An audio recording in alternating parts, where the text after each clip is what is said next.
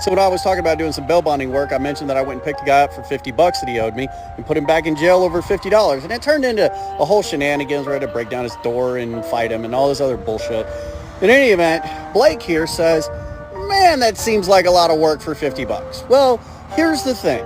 And I know this may seem hard to believe, but bail bonding is all about repeat business and referrals. Now, you may not realize this, but criminals know other criminals. And criminals historically stay criminals. They don't, find the light and become law-abiding citizens. They do what they do, right?